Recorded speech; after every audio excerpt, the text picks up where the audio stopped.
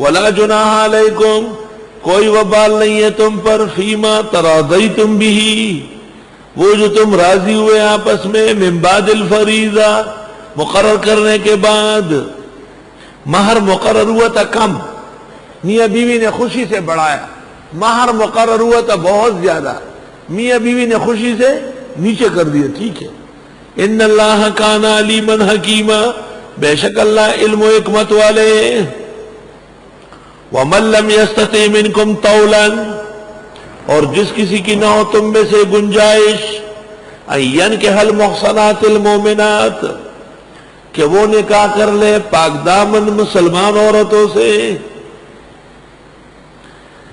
اور جس کسی کی کشائش نہ ہو تم میں کہ نکاح کر لے آزاد مسلمان عورتوں سے، یہ آ گیا محصنات بمعنی حرائر، حرہ، آزاد اصیل عورت سے نکاح نہیں کر سکتا۔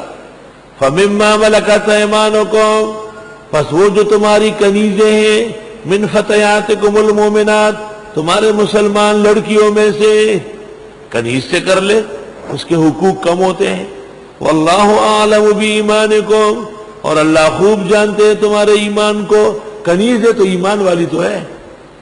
بعضکم من بعض، آپس میں ایک ہو، فانکحوہن، پس نکاح کرو عورتوں سے، باذن اہلہن، ان کے رشتہ داروں کی اجازت سے، وآتوہن اجورہن، اور دے دو ان کو ان کے مہر، بالمعروف، دستور کے مطابق، محصنات، بیویاں بننے والی ہو، غیر مصافحات، نہ پانی پھینکنے والی ہو، ولا متخذات اخدان، اور نہ بنانے والی ہو چوری چپ کے یار دوست۔ اخدان جمع ہے خدن کی، خدن اس کو کہتے ہیں جو گال چوستا ہو، اشارہ ہے یاری چوری، چوری چکوری، یاری چوری چکوری۔ تو جو عورتیں چوری چپ کے یارانے کرتی ہے یا صرف اپنی خواہش پورا کرتی ہے، وہ بیوی بننے کے قابل نہیں ہے۔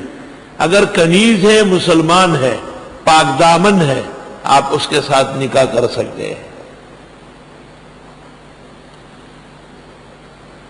تو پہلا محصنات آ گیا منکوحات کے معنی میں، دوسرا محصنات آ گیا حرائر کے معنی میں، اور تیسرا محصنات آ گیا عفائف کے معنی میں۔ تینوں معنی یہاں ہو گئے۔